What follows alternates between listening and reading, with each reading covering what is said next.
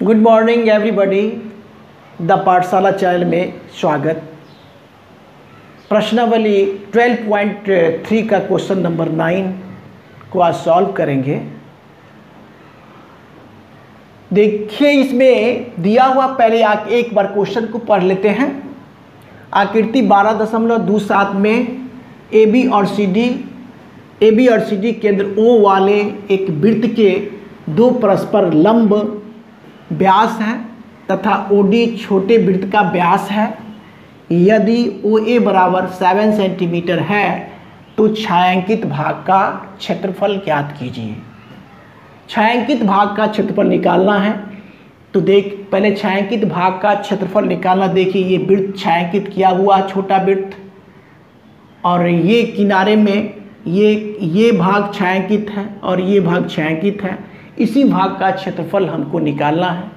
तो सबसे पहले ये ध्यान करना है कि छायांकित भाग का क्षेत्रफल निकलेगा कैसे।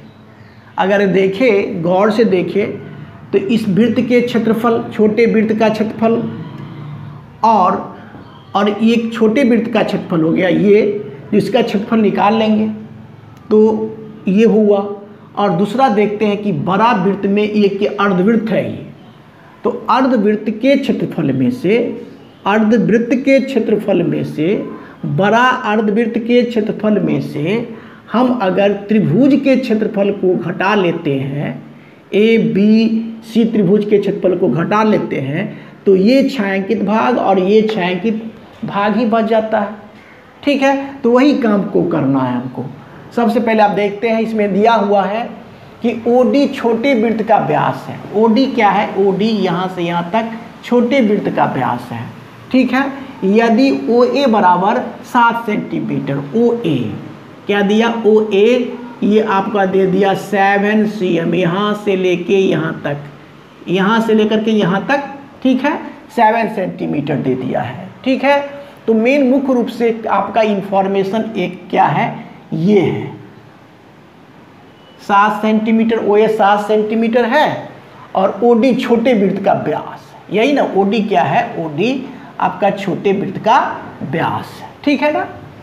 तो हम इसको क्या करेंगे, अब बनाते हैं। लिखेंगे AB और CD दो व्यास, दो लिखेंगे चूकी कर लेंगे, चूकी कर लेते हैं। चूंकि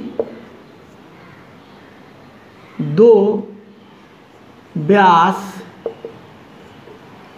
AB और CD दो व्यास है ना, AB और CD क्या परस्पर लंब है, परस्पर लंब है। यहाँ तक स्पष्ट है, परस्पर लंब है।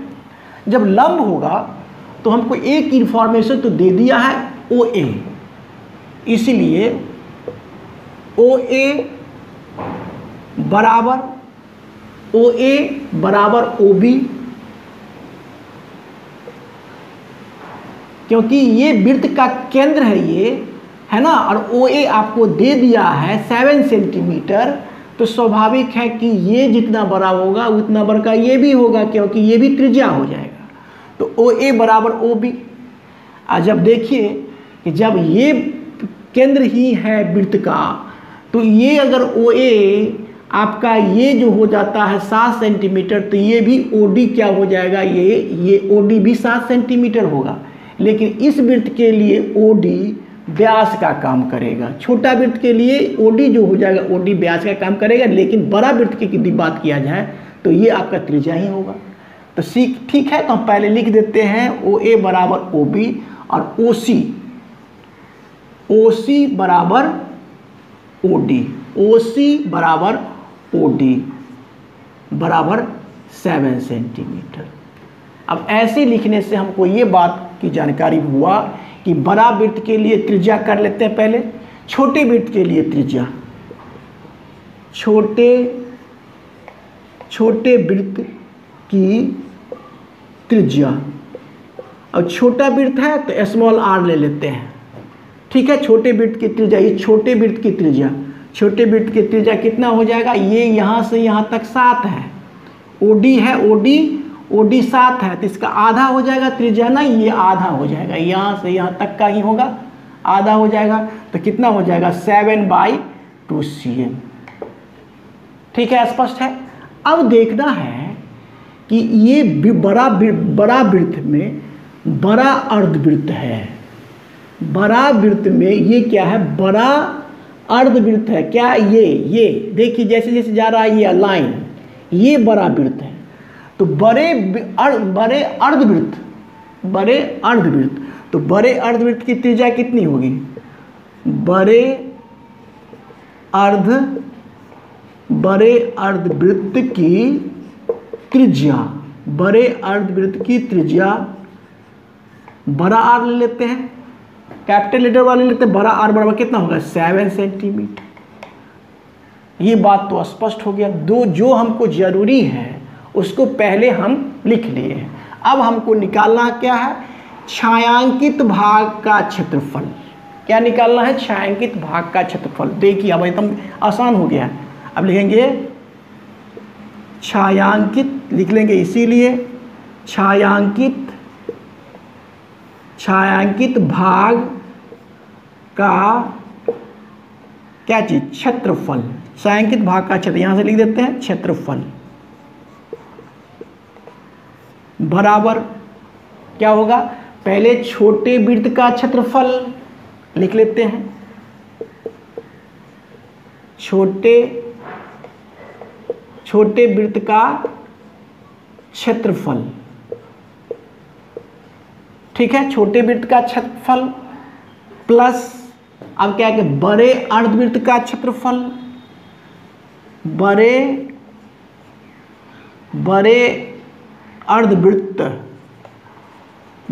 अर्धवृत्त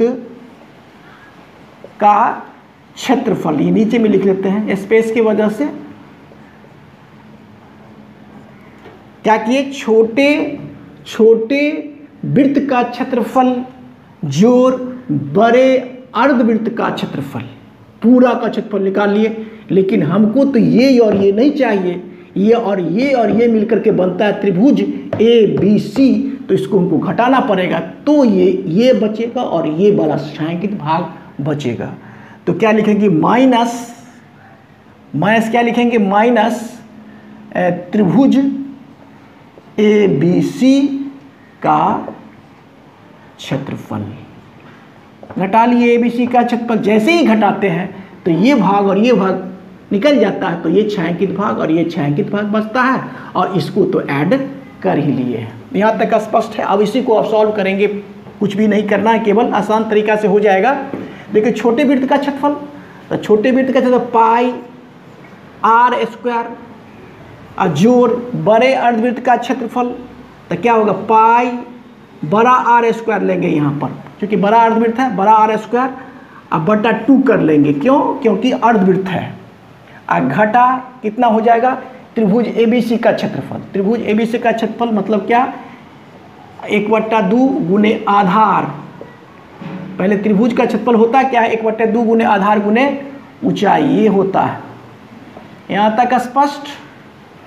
चलिए अब यहाँ से देखते हैं, पाई का मान रख लीजिए 22/7। कितना रख लेंगे, पाई का मान 22/7, 22/7 और गुना छोटे वृत्त का क्षेत्रफल। छोटे वृत्त का नहीं, क्या है, छोटे वृत्त की त्रिज्या 7/2 है, लिख दिए पहले ही। तो क्या लिखेंगे 7/2 गुने 7/2, क्योंकि स्क्वायर है और cm में है और क्षेत्रफल है, तो यहाँ पर लगा लेंगे cm²। फिर प्लस अब आइए इसमें अर्धवृत्त का क्षेत्रफल में, तो 1/2 तो पहले है ही, 1/2 कर लिए, और क्या करेंगे पाई का मान 22/7 गुना r। इसके लिए बड़े अर्धवृत्त के लिए r देखिए पहले ही लिख दिए, बड़े अर्धवृत्त के लिए r जो है आपका वो 7 सेंटीमीटर है, तो क्या करेंगे 7 गुना 7। ठीक है, यहाँ पर घेरेंगे और यहाँ पर भी क्षेत्रफल है ये, तो स्क्वायर लगाएंगे। फिर आगे यहाँ देखिए 1/2 गुना आधार इसमें क्या होगा। देखिए यहाँ पर गौर करने की बात है कि आधार, त्रिभुज के लिए आधार तो लंब है, तो ये आधार हो जाएगा ए बी, आधार हो गया ए बी, गुना ऊंचाई तो यही हो जाएगा ओ सी। यहाँ तक स्पष्ट है। अब देखिए जो जो कटने वाला है उसको हम काटते हैं। क्या करते हैं, जो जो कटने वाला है उसको काटते हैं। एक बार देखिए, अब देखिए इसे क्या होगा, ये 7 से ये 7 कट गया, ये 2 से 2 इकाई कट गया, अब नहीं कटने वाला है। फिर यहाँ पर देखिए ये 7 से ये 7 कट गया, और ये 2 इकाई कट गया, अब नहीं कटने वाला है।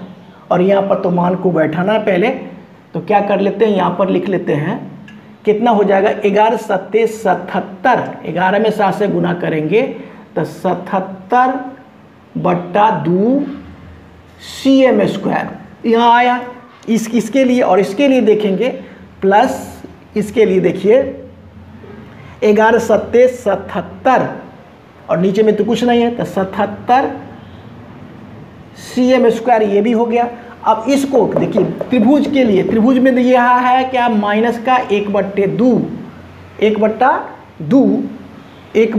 गुने ए बी। अब ए बी देखिए यहाँ से यहाँ तक क्या होगा, ए बी देखिए यहाँ से यहाँ तक क्या होगा, ये 7 यानी 14 सेंटीमीटर हो जाएगा ना। 14 गुना ओ सी तो हो जाएगा आपका 7, ये 7 है तो ये भी 7 होगा, 7 हो गया। ये भी क्षेत्रफल ही निकाले हैं तो यहाँ भी लिख लेंगे cm स्क्वायर। अब काट लेंगे 2 सत्ते 14। ठीक है, यहाँ तक स्पष्ट है। अब इसी बात को हम यहाँ पर लिख देते हैं, बॉक्स बना के। यहाँ पर आपका आ गया, यहाँ के बाद आपको यहाँ से लिखना है। ठीक है, 77 क्या लिखेंगे, 77/2 cm। फिर एक बार लिख देते हैं 77/2 cm square plus 77 cm square, और यहाँ पर होगा 7 सत्ते 49 cm स्क्वायर। यहाँ तक स्पष्ट है, देख लीजिए एक बार।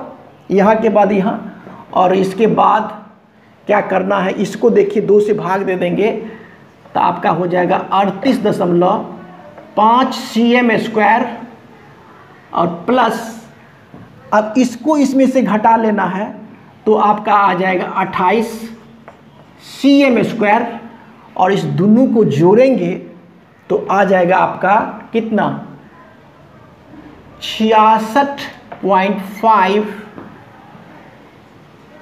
cm स्क्वायर, जो कि छायांकित भाग का क्षेत्रफल इसका और इसका हो जाता है। इस प्रकार से ये सवाल समाप्त हुआ, ये सॉल्व हुआ। मेरा वीडियो अच्छा लगता है तो लाइक, शेयर और सब्सक्राइब कीजिए। Thank you, take care.